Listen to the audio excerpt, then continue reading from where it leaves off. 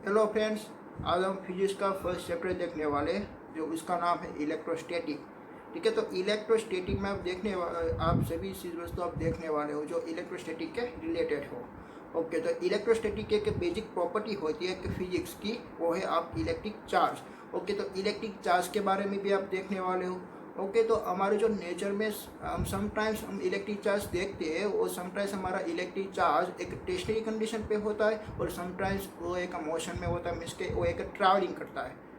Whenever the charge is a stationary position, it have in certain physical properties, and whenever the charge in a moving condition, it have the certain different physical properties। ठीक है, वो आप physical property के regarding आप study करने वाले हो। Okay, तो फर्स्ट ऑफ ऑल हम देखते हैं कि भाई हमारा चार्ज जब एक स्टेशनरी पोजीशन पे होता है तब उसके पास एक डिफरेंट फिजिक्स की करेक्टरिस्टिक होती है। वो फिजिक्स की करेक्टरिस्टिक हम फर्स्ट चैप्टर में हमारा इलेक्ट्रिसिटी में हम देखने वाले हैं। ठीक है, और जब हमारा चार्ज पार्टिकल एक मोशन की कंडीशन में है, उसके पास एक वेलोसिटी है, तब उस पे कोई एक डिफरेंट फिजिक्स की करेक्टरिस्टिक लगने वाली है। और डिफरेंट करेक्टरिस्टिक आप देखोगे भाई इलेक्ट्रिसिटी मीन्स के इलेक्ट्रिक करंट। ठीक है, वो हम इलेक्ट्रिक करंट की इफेक्ट उसमें आएगी, और देन आपका मैग्नेटिक इफेक्ट आएगी, और electromagnetic induction and heating effect, वो सभी इफेक्ट और हमारा जब चार्ज पार्टिकल्स मीन्स के मोशन की कंडीशन में आता है तब हम देखेंगे। हमारा फर्स्ट चैप्टर में कि भाई इलेक्ट्रॉन चार्ज कैसे प्रोड्यूस हुआ, आपको देखना है कि भाई फर्स्ट चैप्टर में आपका इलेक्ट्रिक चार्ज कैसे पैदा हुआ। देन आफ्टर वो लार्ज होके बड़ा होके वो चलने सीखेगा। देन आफ्टर आपको थर्ड चैप्टर में आपका नाम है इलेक्ट्रिक करंट। तो इलेक्ट्रिक करंट में आप देखने वाले हो कि भाई आपका चार्ज दौड़ने लगता है, अभी आपका चार्ज पैदा नहीं हुआ, उसकी आप हिस्ट्री आपको देखनी है। ठीक है, ओके, तो पहले मैं आपको बताया था कि भाई इलेक्ट्रिक चार्ज एक स्टेशनरी पोजीशन पे होता है, तब उस पर एक फिजिकल करेक्टरिस्टिक अवेलेबल होती है। वो सारी फिजिकल करेक्टरिस्टिक हमको इलेक्ट्रोस्टैटिक में देखनी है। तो हमारा फर्स्ट चैप्टर में हम देखने वाले वो सारी फिजिकल करेक्टरिस्टिक जब हमारा चार्ज पार्टिकल्स एक स्टेशनरी पोजीशन पे होता है। ठीक है, ओके, तो हम हमारे जो इलेक्ट्रोस्टैटिक है, तो इलेक्ट्रोस्टैटिक हमारी जो इलेक्ट्रिसिटी है हम उसको नेचर में भी देख सकते हैं।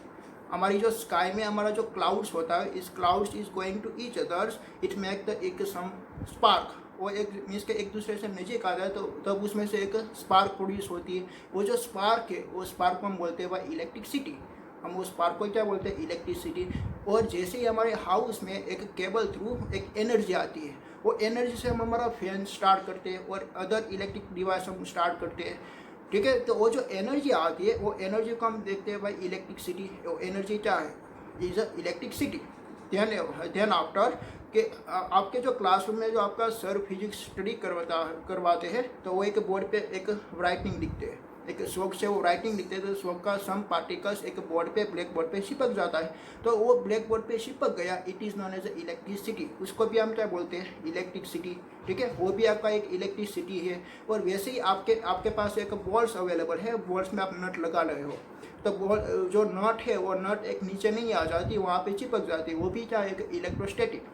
ओके, आप क्लॉथ पहन रहे हो और क्लॉथ आपकी बॉडी पे मीन्स के स्टिक कर जाते हैं, आपकी बॉडी पे स्टिक कर जाते हैं, वो भी क्या है, वन टाइप्स ऑफ इलेक्ट्रिसिटी। वो सभी सारे एग्जांपल्स जो आप नेचर में देख रहे हो, तो सभी सारे एग्जांपल आपका इलेक्ट्रोस्टैटिक है। Electrostatic is the most important and wonderful branch of the physics. ठीक है, आप फिजिक्स क्या होता है, physics is a one branch of the science. और फिजिक्स की इनसाइड इलेक्ट्रोस्टैटिक, इलेक्ट्रिक फील्ड और electricity is the another branch of the physics, it is another branch of this physics. Okay, उसके रिगार्डिंग आपको study करना है। Okay, हम बातचीत करते हैं कि भाई नेचर के बारे में। जो हमारे नेचर होते हैं, तो नेचर के दो बच्चे हैं, एक है मैटर, एक है रेडिएशन। आप हमारे नेचर में सभी जो सारी चीज़ वस्तु आप देख रहे हो, सभी सारी चीज़ वस्तु ओनली फॉर टू पे ही डिपेंड है। One thing is a matter and second is a radiation. का तो कोई चीज़ एक मैटर से बनी हुई है, का तो कोई चीज़ एक रेडिएशन से बनी हुई है, उसका दो ही बच्चे हैं। ठीक है, ओके, उसके रिगार्डिंग आपने बातचीत की थी भाई dual nature radiation of matter में। ओके, देन आफ्टर कि भाई मैटर हम किसको बोलते हैं, कि भाई जिसके पास कोई एक मास एलिमेंट हो, जिसके पास कोई एक फिक्स वॉल्यूम हो, जिसके पास कोई एक साइज हो, और हम उसको ट्रैवलिंग कर सकते हैं। जब हम उसको ट्रैवलिंग कर सकते हैं तब उसमें एक काइनेटिक एनर्जी हो सकती है। जैसे कि हमारे पास एक गन है और गन में से हम बुलेट को फायरिंग करवाते हैं। तो हमारी जो बुलेट फायरिंग होती है, तो बुलेट के पास एक स्पेसिफिक मास अवेलेबल है, उसके पास एक साइज अवेलेबल है, उसके पास एक वॉल्यूम अवेलेबल है, और एक हाई स्पीड से वो ट्रैवलिंग कर रही है तो उसके पास एक मोमेंटम अवेलेबल है। अगर उसके पास मोमेंटम अवेलेबल है तो उसके पास एक काइनेटिक एनर्जी अवेलेबल है। ओके, तो उसके पास एनर्जी अवेलेबल है तो वो टारगेट पे उसके हिट करके वो वहाँ पे सम वर्क प्रोड्यूस करेगा, वो वहाँ पे कोई एक कुछ ना कुछ वर्क करेगा। ठीक है, ओके, ऐसी प्रॉपर्टी होती है मैटर में।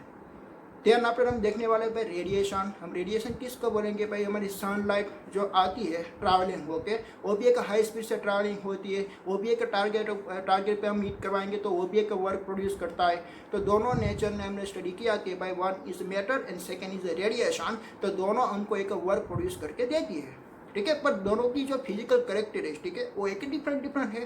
रेडिएशन के पास मास पार्टिकल्स अवेलेबल नहीं है, तो वो जो चल के आती है वो एक वेव की पैटर्न में आती है, जैसे कि यहाँ पे कोई एक हिट का सोर्स है, तो जैसे यहाँ पे कोई हिट का सोर्स है, मैंने यहाँ पे हाथ ऐसे रखा तो यहाँ हाथ पे आपको एक गर्म एक फील होने लगेगा। क्यों? क्योंकि एक हिट का सोर्स में से एक वेव आई और आपके हाथ पे एक हिट करने लगी। It is known as a radiation. ठीक है, उसको हम क्या बोलते हैं भाई, रेडिएशन। तो रेडिएशन जो ट्रैवलिंग होती है वो एक वेव के नेचर में ट्रैवल हो सकती है, उसको आप देख नहीं सकते हो। आप मेट्रो ट्रैवलिंग होता है ना, आप उसको देख सकते हो, आपकी बुलेट ट्रैवलिंग हो सकती है, उसको आप देख सकते हो। ठीक है, बट आप रेडिएशन को विजिबल नहीं कर सकते हो। ठीक है, क्योंकि एक वेव की पैटर्न्स में आता है और उस पर कोई एक पार्टिकल्स भी अवेलेबल नहीं होता है। उसमें क्या होता है, ओनली फॉर एक वाइब्रेशन, इलेक्ट्रोमैग्नेटिक वाइब्रेशन ही होता है। ठीक है, वो एक एनर्जी लेके ही आता है। ठीक है, उसके पास कोई एक मास पार्टिकल्स अवेलेबल नहीं है। जैसे कि हमारे फ़ोन में कोई एक एनर्जी आई और हमारा फ़ोन बजना स्टार्ट हो गया, वो भी क्या आई, वो एक एनर्जी लेके आ रही है, वो भी एक रेडिएशन ही है, वो भी एक फिनोमिना हम रेडिएशन में स्टडी करने वाले। हमारे फ़ोन में रिंग क्यों बजती है, क्योंकि एक एनर्जी आती है, वो एनर्जी उसमें आई और हमारा फ़ोन बजना स्टार्ट हो गया, वो भी एक रेडिएशन की हेल्प से स्टार्ट होता है। और हमारी सनलाइट में से हमको धूप लग रही है, वो भी एक रेडिएशन ही है।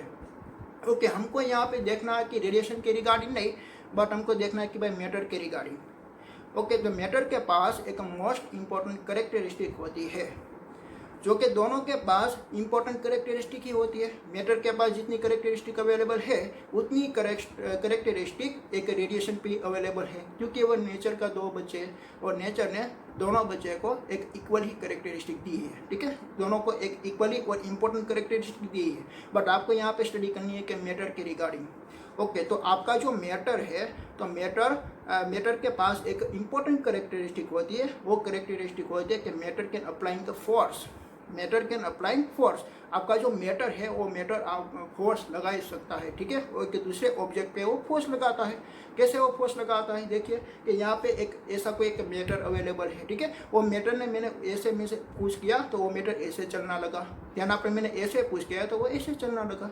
ठीक है, तो मैंने क्या किया कि भाई उस पर फोर्स लगाया तो एक मूवमेंट करना लगा। तो ये मैटर के पास मीन्स के एक ऐसी प्रॉपर्टी होती है, it can apply the force. Okay, तो आपको मालूम पड़ा कि भाई ये फोर्स लगाता है, तो वो फोर्स लगाने के लिए उसके पास कोई एक ऐसी फिजिकल करेक्टरिस्टिक होनी चाहिए कि जिसके कारण वो एक फोर्स लगा सकता है।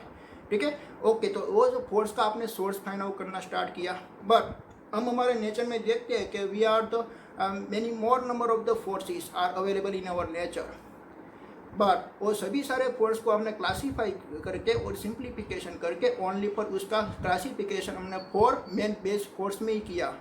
One is the gravitational force, second is electrostatic force, and third is a strong nuclear force, and fourth is a week nuclear force. हमारा जो स्ट्रॉन्ग न्यूक्लियर फोर्स और week nuclear force is found in the nucleus. But हमारे matter के पास एक 2 types का force हो सकता है। एक one type is the gravitational force and second is a electrostatic force. The gravitational force and electrostatic force both are the long range force. Both are is a long range force. ठीक है, आपका distance जितना ही लंबा हो, इतना लंबा हो के भी वो इसकी इफेक्ट तो लग रही है। बट आपका जो strong nuclear force and weak nuclear force है, this is a short range force. ठीक है, और आप ग्रेविटेशनल फोर्स और इलेक्ट्रोस्टैटिक फोर्स को आप देख सकते हो। This force is a microscope. ठीक है, और देन आफ्टर आपका जो स्ट्रॉन्ग न्यूक्लियर फोर्स है उसको आप नहीं देख सकते हो, उसको हम बोलते हैं भाई माइक्रोस्कोप। ठीक है, वो एक मैक्रोस्कोप है और एक माइक्रोस्कोप है। ओके, तो आप मैटर के बारे में इतना स्टडी किया। हमने मैटर की एक बेसिक प्रॉपर्टी देखी, और एक बेसिक प्रॉपर्टी और इम्पोर्टेंट प्रॉपर्टी उसके पास थी कि matter it can apply the force. अगर मैटर एक दूसरे ऑब्जेक्ट पे फोर्स लगा रहा है तो उसमें कोई ऐसी कोई फिजिकल करेक्टरिस्टिक होनी चाहिए कि जिसके कारण वो एक दूसरे ऑब्जेक्ट पे फोर्स लग रहा है। वो करेक्टरिस्टिक आपको फाइंड आउट करनी है, ठीक है। और जो करेक्टरिस्टिक फाइंड आउट करेंगे आप उसका फोर्स फाइंड आउट करेंगे, और फोर्स हमारे नेचर में बहुत सारा नंबर ऑफ फोर्स आपको फाइंड आउट होगा। कि जैसे कि मैं यहाँ पे एक बोर्ड पे लिख रहा हूँ एक वाइट चॉक से, तो वाइट चॉक का जो सम ऑफ पार्टिकल्स है वो बोर्ड पे आपका चिपक जाता है। तो वो बोर्ड पे क्यों चिपका, तो उस पे पास कोई एक फोर्स लग रहा होगा तो भी वो चिपकता है, तो वो एक अनदर फोर्स हमने नाम दे दिया, कोई एक फोर्स का हमने नाम दे दिया, ठीक है। और वैसे ही हमारी एक बाइसिकल जब हम अर्थ की ग्राउंड पे हम चलाते हैं तो हमारी बाइसिकल की स्पीड कम हो जाती है। वो क्यों कम हो जाती है, क्योंकि during the force of friction force, तो हमने उसको अलग से नाम दिया कि भाई this is a friction force. But हमारा फिजिक्स में बहुत सारा फोर्सेस हमने फाइंड आउट किए। आपने 11th में भी बहुत सारे फोर्सेस के रिगार्डिंग आपने देखा, और 12th में भी आप बहुत सारे फोर्सेस को आप क्लासीफाई करोगे, आप उसके बारे में आप स्टडी करोगे। बट हमारे साइंस क्या कहता है कि भाई कोई भी जितना भी फोर्स हो तो उसका सोर्स कोई भी एक स्मॉल एक एलिमेंट होना चाहिए, ठीक है।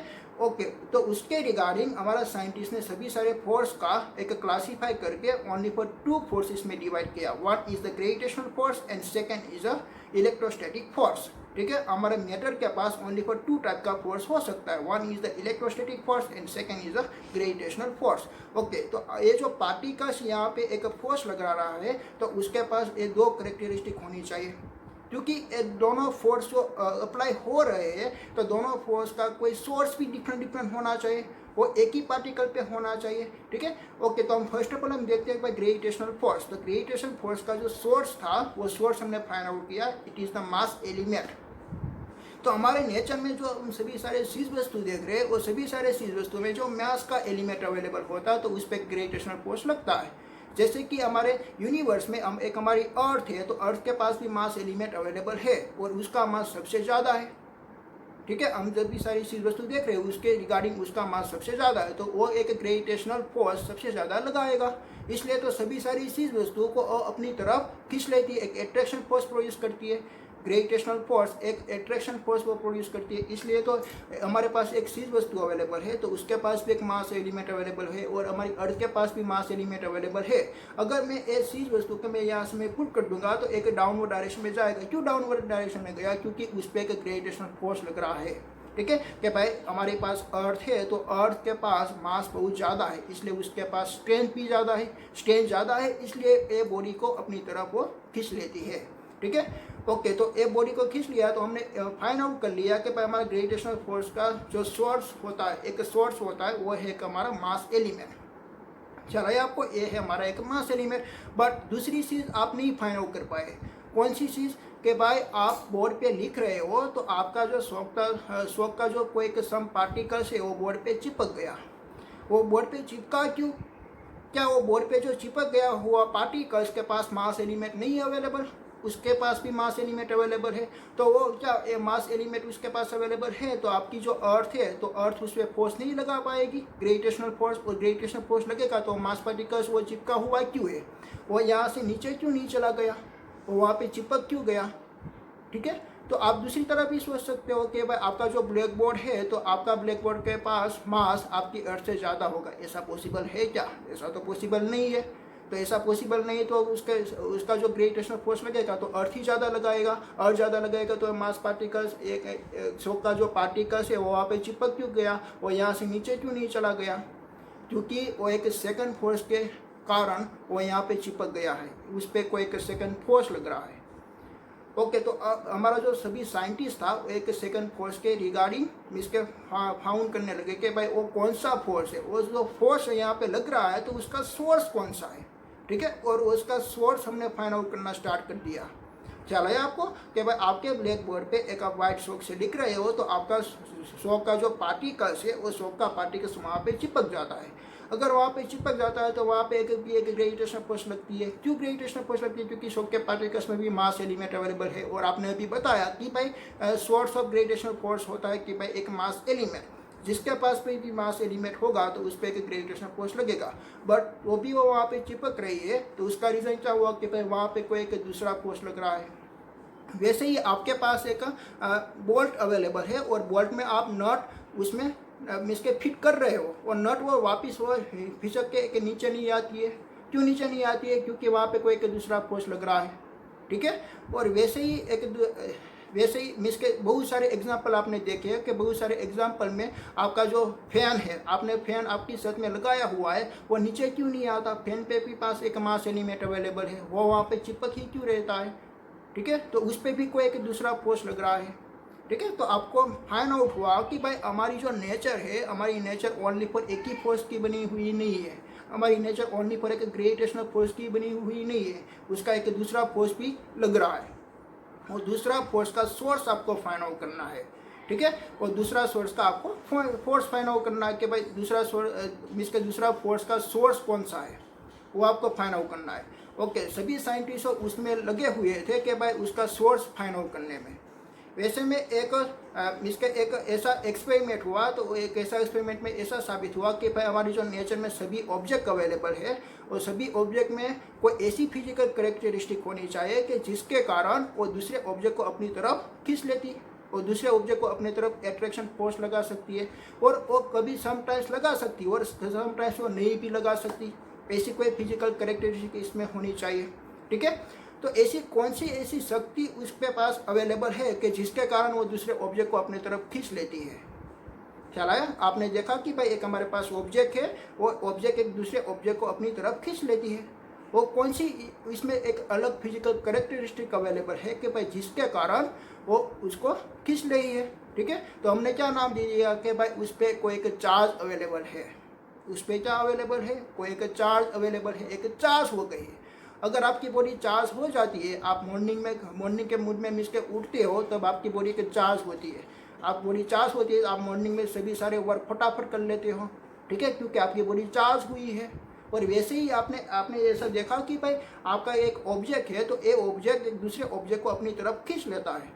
तो उसका क्या मीनिंग हुआ कि भाई इसके पास कोई ऐसी शक्ति अवेलेबल है, कोई उसके पास ऐसी कोई एनर्जी अवेलेबल है कि भाई जिसके कारण वो दूसरी चीज़ को अपनी तरफ खींच लेती है। और ऐसा भी आपने देखा कि भाई वो समटाइम्स खींचती है और समटाइम्स वो नहीं खींचती। ऐसा दूसरा भी ऑब्जेक्ट है तो वो अपनी तरफ नहीं खींचती है। तो आपने क्या फाइंड आउट किया कि भाई उसके पास एनर्जी नहीं है, इसलिए वो दूसरी जो सारी चीज़ वस्तु है उसको अपनी तरफ नहीं खींच पाती है, ठीक है। तो ए ऑब्जेक्ट के पास ऐसी कोई एनर्जी अवेलेबल है, ऐसी कोई शक्ति अवेलेबल है कि भाई जिसके कारण वो सभी सारी चीज़ वस्तु को अपनी तरफ खींच लेती है। और साइंटिस्ट ने उसने नाम दे दिया कि भाई ए बॉडी के पास एक चार्ज अवेलेबल है, ये बॉडी चार्ज हुई है, ये बॉडी चार्ज हुई है, ठीक है। ओके, तो ये बॉडी के पास चार्ज अवेलेबल है। ओके, देन आफ्टर ये बॉडी चार्ज कैसे हुई, ये प्रोसेस के रिगार्डिंग आपको देखना है, ठीक है। ओके, तो ये प्रोसेस में आपको बताता हूँ कि भाई मेरे पास एक ग्लास का एक रॉड अवेलेबल है, एक ग्लास रॉड अवेलेबल है, ठीक है। और ग्लास रॉड को मैं एक सिलिक क्लॉथ के साथ में रगड़ता हूँ, इसके मैं रबिंग करता हूँ, उसके साथ में सिलिक क्लॉथ के साथ में रबिंग करूँगा। ध्यान पर यहाँ पे एक कागज़ के टुकड़े रखे थे, ठीक है। वो कागज़ के टुकड़े उस पर चिपक गए। पहले आपने रबिंग नहीं किया, पहले आपने देखा कि वो कागज़ के टुकड़े इस पे साथ चिपक नहीं रहे थे। तो उसका क्या मीनिंग हुआ कि भाई इसके पास कोई एनर्जी नहीं थी, इसलिए वो दूसरे ऑब्जेक्ट को अपनी तरफ खींच नहीं रही थी। बट देन आफ्टर जैसे ही आपने एक सिलिक क्लॉथ के साथ ऐसा रगड़ा, इसके ऐसा आपने रबिंग किया, देन आफ्टर आपने देखा कि भाई सम ऑफ कागज़ के टुकड़े यहाँ पे चिपक गए, तो उसका क्या मीनिंग हुआ कि भाई इस पर कोई एनर्जी आ गई, वो एक बॉडी चार्ज हो गई, ठीक है। एक बॉडी चार्ज हो गई, इसलिए वो दूसरे ऑब्जेक्ट को अपने तरफ खींचती है, ठीक है। तो आपको मालूम पड़ा कि भाई वो चार्ज कैसे हुई। एक चार्ज होने की आपने एक प्रोसेस फाइंड आउट की, this process is known as rubbing process, ठीक है। तो आप कोई भी एक चीज़ वस्तु का आप रबिंग करते हो तो एक कागज़ के टुकड़े को अपनी तरफ वो खींच लेती है। देन फिर आपने क्या किया, एक ग्लास का एक रॉड लिया था, तो आपने एक सेकंड रॉड लिया, this is a plastic rod, आपने एक प्लास्टिक रॉड लिया, ठीक है। प्लास्टिक रॉड को भी आपने एक सिलिक रॉड से आपने मिस के रबिंग करवाया। देन फिर आपने देखा कि वो कागज़ के टुकड़े को अपनी तरफ वो खींच लेती है। तो उसका भी क्या मीनिंग हुआ कि भाई ए भी बॉडी चार्ज हो गई और ए भी बॉडी चार्ज हो गई। देन आफ्टर आप क्या करते हो कि भाई आपके पास जो एक ग्लास का रॉड अवेलेबल था, वो ग्लास का रॉड को आपने एक स्ट्रिंग से यहाँ पे बांध दिया। देन आफ्टर आप क्या करते हो, यहाँ पे दूसरी बॉडी लाते हो, तो एक ग्लास का रॉड यहाँ से लेके यहाँ तक डिस्टेंस डाल करके उसकी तरफ वो चला जाता है, क्योंकि वो एट्रैक्शन फोर्स लगाती है, ठीक है। वो एट्रैक्शन होके वहाँ पे चली गई। ओके, तो आपने फाइंड आउट कर लिया कि भाई हमारी जो बॉडी है, देन आफ्टर आपने क्या किया कि भाई ये हमारा ग्लास रोड था, देन आफ्टर आपने प्लास्टिक रोड लिया और प्लास्टिक रोड को रिबिन करके उसको लटका दिया और यहाँ पे दूसरी वही बॉडी आपने यहाँ पे रखी, तो वही बॉडी आपने यहाँ पे रखी तो भी अब प्लास्टिक का रोड ये डिस्टेंस डाल करके यहाँ पे चला गया, क्योंकि वो वहाँ पे एक अट्रैक्शन फोर्स क्रिएट हुआ था। तो आपने मान लिया कि भाई चार्ज एक अट्रैक्शन फोर्स क्रिएट करता है, चार्ज एक अट्रैक्शन फोर्स क्रिएट करता है। पर देन आफ्टर आपने क्या किया कि भाई आपने दोनों ग्लास रोड लिए, ये दोनों सपोज का आपका ग्लास रोड है, ठीक है, ये दोनों ग्लास रोड को आपने स्ट्रिंग से बांध दिया और आपने देखा कि वो एक दूसरे से अलग जा रहे हैं, एक दूसरे से दूर जा रहे हैं, तो उसका क्या मीनिंग हुआ कि उस पर कोई एक रिपल्सिव फोर्स क्रिएट हो रहा है, ठीक है। और वैसा ही आपने दोनों प्लास्टिक का रोड लिया और दोनों प्लास्टिक का रोड ने आपने एक स्ट्रिंग के साथ बांध दिया, देन आफ्टर आपने देखा कि भाई वो दोनों रोड आपका एक दूसरे से दूर जा रहे हैं, तो उसका मीनिंग क्या हुआ कि वहाँ पे एक रिपल्शन फोर्स क्रिएट हो रही है। तो आप कंफ्यूज हो गए कि भाई हमारा जो चार्ज है तो वो चार्ज एक अट्रैक्टिव फोर्स क्रिएट करता है या रिपल्सिव फोर्स क्रिएट करता है, ठीक है। यहाँ पे तो दोनों एक्सपेरिमेंट आपको दिख रहे हैं कि भाई वन एक्सपेरिमेंट में हमने देखा कि भाई एक ग्लास का रोड लिया, एक प्लास्टिक का रोड लिया, तो दोनों एक दूसरे के साथ अट्रैक्ट हो रहे थे।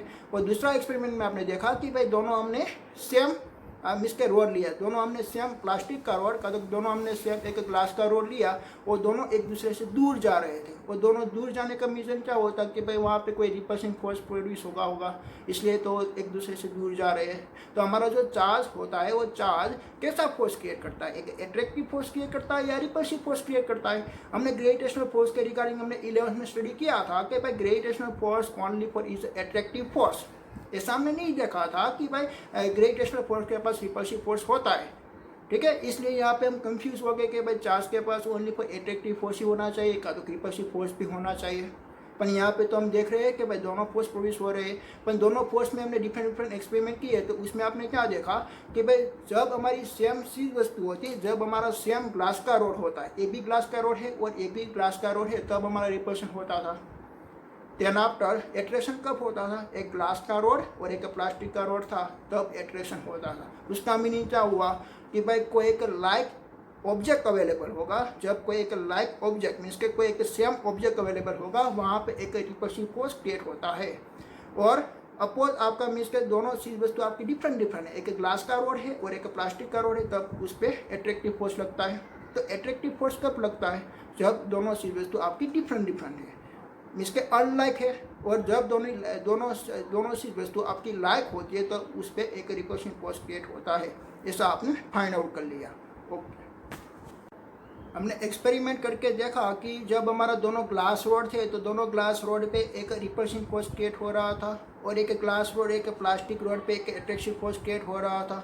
उसके वो जो एक्सपेरिमेंट हमने किया तो एक एक्सपेरिमेंट से हमको कंक्लूजन फाइंड आउट हुआ कि भाई हमारा चार्ज के पास ये दोनों फोर्स क्रिएट कर सकते हैं, एक अट्रैक्टिव फोर्स भी क्रिएट कर सकते हैं और रिपल्सिव फोर्स भी क्रिएट कर सकते हैं। तो वो कब अट्रैक्टिव फोर्स क्रिएट करेगा और कब वो रिपल्सिव फोर्स क्रिएट करेगा, तो वो जो फिनोमिना के बाद हमको मालूम पड़ा कि भाई हमारा चार्ज ओनली फॉर एक ही नहीं है, हमारा चार्ज दो होना चाहिए, ठीक है। कोई ऐसा चार्ज होना चाहिए कि भाई वहाँ पे अट्रैक्शन लग रहा है, अट्रैक्टिव फोर्स लग रहा है, और कोई ऐसा चार्ज होना चाहिए कि जिसके कारण वो एक रिपल्सिव फोर्स क्रिएट कर रहा है। इसलिए हमारा चार्ज एक 2 टाइप्स का होना चाहिए, ठीक है। वो जो चार्ज की जो फिनोमिना है वो एक फेराडे और फ्रैंकलिन नाम का साइंटिस्ट ने फाइंड आउट की थी। तो सभी साइंटिस्ट का आपने रूल्स देखा होगा कि भाई सभी साइंटिस्ट जो चीज़ वस्तु फाइंड आउट करते थे तो वो अपने नाम पे ही रख देते थे, तो बट उसने अपना नाम नहीं रखा। क्यों अपना नाम के नोमेनकल्चर उसने डिफरेंट दे दिया, क्योंकि आपने एक अलग से उसने एक एक्सपेरिमेंट देखा। वो एक्सपेरिमेंट में ऐसा था कि पहले उसने एक ग्लास का रोड लिया, और एक स्लिक क्लॉथ के साथ उसने रबिंग किया, और देन आफ्टर उसने देखा कि एक कागज़ का पेज यहाँ पे चिपक गया। तो उसका मीनिंग क्या हुआ कि भाई उस पर चार्ज है। और वैसे ही उसने एक प्लास्टिक का रोड लिया, पहले उसने एक ग्लास का रोड लिया था, देन आपने यहाँ पे कागज़ का टुकड़े यहाँ पे चिपक गए, तो उसका मीनिंग क्या हुआ कि भाई ये बॉडी आपकी चार्ज हो गई है, ठीक है। देन आफ्टर आपने एक प्लास्टिक का रोड लिया, तो प्लास्टिक का रोड को आप यहाँ पे रिबिंग करवाते हो स्लिक क्लॉथ के साथ, और कागज़ का टुकड़े का आप देखते हो तो वो भी यहाँ पे चिपक गए। तो उसका मीनिंग क्या हुआ कि भाई ये भी बॉडी चार्ज हो गई है। देन पर आप क्या करते हो, एक आपके पास एक प्लास्टिक का रोड है और आपके पास एक ग्लास का रोड है, दोनों आप एक ही साथ ले जाते हो। एक ही साथ ले जाके आप देखते हो कि भाई कागज़ का टुकड़े वो वापस यहाँ पे नहीं आता, मीन्स के कागज़ के टुकड़े यहाँ पे चिपकते नहीं है। तो उसका मीनिंग क्या हुआ कि भाई ये दोनों बॉडी के पास चार्ज अवेलेबल नहीं है। तो पहले तो उसके पास चार्ज था और उसके पास भी चार्ज था, ये दोनों आप इंडिविजुअली देख रहे थे कि भाई दोनों इंडिविजुअली अपने एक अट्रैक्शन लगा रहे थे। तो देन आफ्टर आपने दोनों को मिला दिया तो उस पर जो चार्ज था वो चार्ज कहाँ पे चला गया, ठीक है, वो आपको फाइंड आउट करना है कि भाई उसके पास एक चार्ज था और इसके पास भी एक चार्ज था। देना पर आप दोनों को ऐड कर दिया तो वो एक कागज़ का टुकड़े को अपनी तरफ अट्रैक्शन नहीं कर रहे थे, तो उस पर जो अट्रैक्शन नहीं कर रहे थे तो आपने मान लिया कि भाई ये ऑब्जेक्ट पे चार्ज अवेलेबल नहीं है। अगर उस पर चार्ज अवेलेबल होगा तो दूसरे ऑब्जेक्ट को अपनी तरफ खींच लेती, पर यहाँ पे तो वो कागज़ का टुकड़े को अपनी तरफ नहीं खींच पा रही है। तो उसका मीनिंग क्या हुआ कि भाई ये बॉडी पे चार्ज अवेलेबल नहीं है, ठीक है। तो पहले उस पर चार्ज था और देन आफ्टर उस पर चार्ज नहीं है, तो उसका क्या मीनिंग हुआ, ऐसी तो कौन सी फिजिक्स की करेक्टरिस्टिक है कि दो एलिमेंट को मिलाने से उसका आंसर जीरो आए, उसका आंसर जीरो आए। दोनों को मिलाने से उसका फिजिक्स की कोई ऐसी करेक्टरिस्टिक होगी कि भाई उसका आंसर जीरो आता है, नहीं आता है। आपने मैथमेटिक्स में गए कि भाई उसके पास कोई एक 3 पॉजिटिव चार्ज था और उसके पास कोई एक 3 नेगेटिव चार्ज है और दोनों को आपने मिला दिया तो टोटल आपका आंसर क्या आएगा, जीरो, ठीक है। इसलिए मैथमेटिकली प्रूव यहाँ पे हुआ है, इसलिए उसने नाम दे दिया कि भाई 1 is the positive charge and second is the negative charge. ऐसे न कर तो वो अपने नाम वहाँ पे रख सकते हैं कि भाई Faraday charge and Franklin charge, ऐसा उसने नाम नहीं रखा। क्यों ऐसा नाम नहीं रखा, क्योंकि ये दोनों को मिलाने से उसका आंसर आता था जीरो, ठीक है। ये दोनों को मिलाने से उसका आंसर क्या फाइंड आउट हुआ, जीरो। ये दोनों मिलाने से एयर मीन्स के दोनों को ऐड करने से कोई ऐसी फिजिक्स की करेक्टरिस्टिक नहीं होती कि भाई अगर दोनों चीज वस्तुओं को हम ऐड करें तो कोई उसका कोई आंसर आना चाहिए। बट यहाँ पे क्या होता था कि भाई दोनों को मिलाने से उसका आंसर आ रहा था जीरो। यहाँ पे मीन्स के कोई चार्ज अवेलेबल नहीं है, ठीक है। तो यहाँ पे कोई चार्ज अवेलेबल नहीं है तो मीन्स के उसका एक मैथमेटिकली हमने प्रूव किया तो भाई एक के पास होता था पॉजिटिव चार्ज और दूसरे के पास था एक नेगेटिव चार्ज। ओके, तो यहाँ पर हमको एक फाइंड आउट करना था कि भाई कौन कौन सी चीज़ पे पॉजिटिव चार्ज होगा और कौन कौन सी चीज़ पे नेगेटिव चार्ज होगा। हमने ऐसा कैसे फाइंड आउट किया कि भाई ये ऑब्जेक्ट के पास पॉजिटिव चार्ज है, ये ऑब्जेक्ट के पास नेगेटिव चार्ज है, ठीक है। हमने ग्लास रोड भी लिया था, उसका भी एक्सपेरिमेंट देखा, प्लास्टिक का रोड भी लिया और उसका भी एग्जांपल देखा। दोनों का एग्जांपल हमने देखे तो दोनों का एक्सपेरिमेंट सेम जैसा ही था। दोनों एक्सपेरिमेंट में हमने देखे कि भाई दोनों एक कागज़ का टुकड़े को अपने तरफ खींच लेते थे। तो हम देखते हैं कि भाई किसको हम पॉजिटिव चार्ज कहेंगे और किसको हम नेगेटिव चार्ज कहेंगे। तो उसने ऐसे फाइंड आउट करने के लिए एक फेराडे ने एक सीरीज़ फाइंड आउट की। वो सीरीज़ में उसने बताया कि भाई हमारा जो ग्लास रोड होता है, तो ग्लास रोड को किसी भी चीज़ वस्तु से रबिंग हम करेंगे तो ग्लास रोड के पास एक पॉजिटिव चार्ज आएगा और प्लास्टिक का रोड के पास एक नेगेटिव चार्ज आएगा। ऐसी उसने एक पूरी की पूरी सीरीज़ फाइंड आउट की, वो सीरीज़ में आपको दिखाऊंगा, ठीक है। तो पहले इस सीरीज़ में था हमारा ग्लास रोड और सीरीज़ में उसने क्या बताया कि सीरीज़ में एक से 10 जितना उसने एलिमेंट बताया, 10 जितनी उसने डिफरेंट प्रॉपर्टी बताई कि भाई प्लास्टिक होती है, रेजिन होती है, वैक्स होती है, सभी उसने एक लाइन में उसने लिखी। देन आफ्टर उसने बताया कि भाई जो पहले वाली होती है वो एक पॉजिटिव होती है और देन आफ्टर जो बाद में वाली होती है वो होती है हमारी नेगेटिव। जैसे कि हमारी फर्स्ट प्रॉपर्टी है एक ग्लास और लास्ट वाली प्रॉपर्टी है हमारी प्लास्टिक, ठीक है। और बीच में है हमारी सिल्क, एक हमारा एक मिस के सिल्क का एक क्लॉथ है, ठीक है, का तो एक वूल है, ठीक है। ओके, तो सिल्क क्लॉथ है, तो सिल्क क्लॉथ में अगर आपके पास कोई एक ग्लास का रोड है, अगर आपके पास एक ग्लास का रोड है तो सिल्क क्लॉथ के साथ आप रबिंग करोगे तो ग्लास का रोड हो जाएगा पॉजिटिव, ग्लास का रोड हो जाएगा पॉजिटिव। ऐसा आपके पास एक प्लास्टिक का रोड है तो प्लास्टिक का रोड को आप रबिंग करोगे सिल्क का क्लॉथ के साथ तो वो हो जाएगा एक नेगेटिव, वो हो जाएगा नेगेटिव। ओके, तो ये रबिंग करने से आपको मालूम पड़ा कि भाई आप कोई भी चीज़ वस्तु को आप रबिंग करते हो तब ये दोनों ऑब्जेक्ट अब जिस ऑब्जेक्ट के साथ आप रबिंग कर रहे हो दोनों ऑब्जेक्ट के पास चार्ज आ जाता है। जैसे कि मैंने यहाँ पे एक ग्लास रोड लिया था तो ग्लास रोड को मैंने स्लिक क्लॉथ के साथ रबिंग किया तो ग्लास रोड के पास एक पॉजिटिव चार्ज आ गया, तो स्लिक क्लॉथ के पास कौन सा चार्ज आना चाहिए, नेगेटिव चार्ज। ख्याल आया आपको, एक इसके पास पॉजिटिव चार्ज है तो उसके पास नेगेटिव चार्ज होना चाहिए। और वैसे ही मैंने प्लास्टिक का रोड लिया और प्लास्टिक का रोड मैंने यहाँ पे रबिंग किया तो प्लास्टिक का रोड के पास एक नेगेटिव चार्ज आया तो स्लिक क्लॉथ के पास कौन सा चार्ज आना चाहिए, पॉजिटिव चार्ज आना चाहिए। तो ऐसा ज़रूरी नहीं है कि भाई ए ऑब्जेक्ट के पास पॉजिटिव चार्ज है तो उसके पास नेगेटिव चार्ज नहीं आ सकता, ऐसा आ सकता है। वो पॉजिटिव भी चार्ज हो सकता है और नेगेटिव चार्ज भी हो सकता है, उसकी फिनोमिना पे वो डिपेंड होती है। ठीक है, ओके। तो ऐसा हमने दो चार्ज फाइंड आउट किए, one is a positive charge and second is a negative charge. अगर हमारा पॉजिटिव हमने एग्जांपल हमने देखे थे ना कि भाई दो हमने ग्लास का रोल लिए, तो दो ग्लास का रोल लिए, उसका क्या मीनिंग हुआ कि भाई इस एक के पास भी पॉजिटिव चार्ज है और दूसरे के पास भी पॉजिटिव चार्ज है, तो दोनों पॉजिटिव से रिपल्शन होता है। और एक हमने ग्लास का रोल लिया था और एक हमने प्लास्टिक का रोल लिया था, तो वो दोनों के बीच में अट्रैक्शन हो रहा है क्योंकि दोनों अनलाइक चार्ज है। तो जैसे कि आप रबिंग करते हो एक दूसरी बॉडी से साथ आप रबिंग करते हो, तो दोनों बॉडी आपकी चार्ज होती है, पर दोनों बॉडी में चार्ज जो आता है वो एक जिसके अपोजिट चार्ज आता है। एक के बॉडी के पास पॉजिटिव चार्ज आएगा और दूसरी बॉडी के पास कंपल्सरी नेगेटिव चार्ज आएगा। ख्याल आया? कदम एक बॉडी के पास पॉजिटिव होगा तो वो दूसरी बॉडी पे नेगेटिव हो जाएगा, ऐसा होता है। ठीक है, और दोनों बॉडी आपकी चार्ज हो जाती है। ऐसा जरूरी नहीं कि भाई एक की बॉडी आपकी चार्ज होती है, आपका स्लिक क्लॉथ भी चार्ज हो जाता है और आपकी ग्लास रॉड भी चार्ज हो जाती है और आपकी प्लास्टिक की रॉड भी चार्ज हो जाती है। और ऐसे उसने आपकी सीरीज फाइंड आउट की और सीरीज में उसने बहुत सारे एलिमेंट्स बताए कि भाई वो एलिमेंट्स की जो हमारी चीज़ वस्तु बनती है वो चीज़ वस्तु आपकी पॉजिटिव भी हो सकती है और नेगेटिव भी हो सकती है। हमने यहाँ पे देखा ना कि भाई हमारा स्लिक क्लॉथ पॉजिटिव भी था और नेगेटिव भी बना। ख्याल आया? ओके, अभी मैं आपको बताऊंगा जो सारे चीज़ वस्तु मैंने आपको बताई वो बड़ी मैंने यहाँ पे नोट्स में लिखी हुई है, तो वो आपको लिखनी है। ठीक है, तो मैं आपको सारे चीज़ वस्तु मैं आपको बताता हूँ। तो फर्स्ट ऑफ ऑल हमने स्टडी किया था भाई what is the electrostatic. The electrostatic is that branch of the electricity in which the properties of the static electric charge have the study. Okay, तो electric charge is the nature in the two types is the matter and radiations.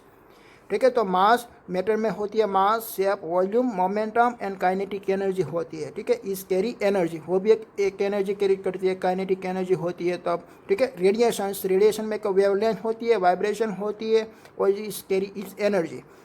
Then after matter can applying the force due to is to characteristic force. आपने देखा ना कि भाई matter के पास to characteristic force होना चाहिए। The mass for the applying the gravitational force and electric charge for the applying the electrostatic force। तो उस पे पास कोई एक इलेक्ट्रिक चार्ज होना चाहिए, इसलिए वो एक फोर्स अप्लाई कर सकता है। Okay, then after electric charge is a properties carrying by the matter is due to the which can applying the force to other the matter particles.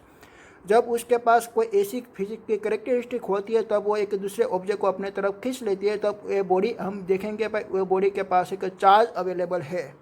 A charged matter can apply the force, and this force is found of the two types is applying the force of the attraction is called the electrostatic cleaning। Electrostatic हम cleaning किसको बोलेंगे भाई? कोई भी चीज़ वस्तु वो चिपक जाती है उसको हम बोलेंगे इलेक्ट्रोस्टैटिक क्लीनिंग। जैसे कि हमारे ब्लैक बोर्ड में हमारा शॉक का पार्टिकल चिपक जाते हैं तो उसको हम बोल सकते हैं इलेक्ट्रोस्टैटिक क्लीनिंग। और जैसे कि हमारी बॉडी पे हमारा क्लॉथ चिपक जाता है हम उसको बोलेंगे इलेक्ट्रोस्टैटिक क्लीनिंग। और हमारे बोल्ट में हमारी नट एक चिपक जाती है उसको भी हम बोल सकते हैं इलेक्ट्रोस्टैटिक क्लीनिंग। ठीक है, it is the very common force in our nature।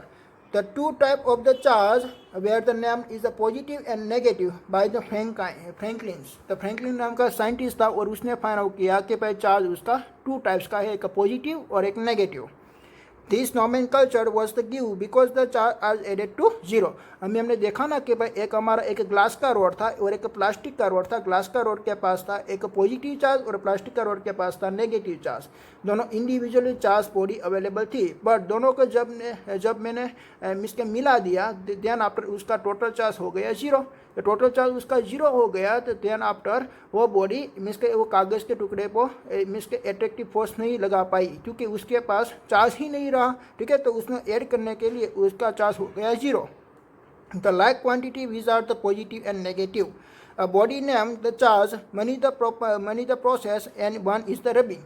आप बॉडी को चार्ज करना चाहते हो तो इसमें बहुत आपकी ज़्यादा प्रोसेस अवेलेबल है, बट वन प्रोसेस है रबिंग। हमने यहाँ पे रबिंग करके मैंने आपको बताया कि भाई ग्लास रॉड को आप रबिंग करोगे स्लिक क्लॉथ के साथ तो वो हो जाएगा पॉजिटिव चार्ज, और प्लास्टिक का रॉड को आप रबिंग करोगे तो वो हो जाएगा नेगेटिव चार्ज। ठीक है, तो like charge repels and unlike charge is attract.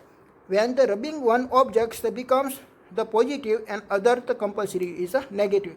हमारी जो दोनों बॉडी आपकी रबिंग हो रही है, आपका दो ऑब्जेक्ट जो रबिंग हो रहा है, तो एक ऑब्जेक्ट आपका ग्लास का रोड बन रहा है पॉजिटिव, तो स्लिक क्लॉथ के पास कौन सा चार्ज आने वाला है? ऑब्वियसली नेगेटिव, ठीक है, कंपल्सरी उसके पास नेगेटिव चार्ज आएगा। और जैसे कि आपने ले लिया भाई प्लास्टिक का रोड, और प्लास्टिक का रोड आपने एक स्लिक क्लॉथ के साथ रबिंग करवाया, तो प्लास्टिक का रोड के पास आ गया नेगेटिव चार्ज, तो स्लिक क्लॉथ के पास कौन सा चार्ज आने वाला है? Positive charge. तो ऐसी एक सीरीज फाइंड आउट की फेराडे नाम का साइंटिस्ट ने, वो ठीक है, वो हम सीरीज बोलते हैं भाई इलेक्ट्रोस्टैटिक सीरीज। तो इलेक्ट्रोस्टैटिक सीरीज आपको लिखनी है अभी,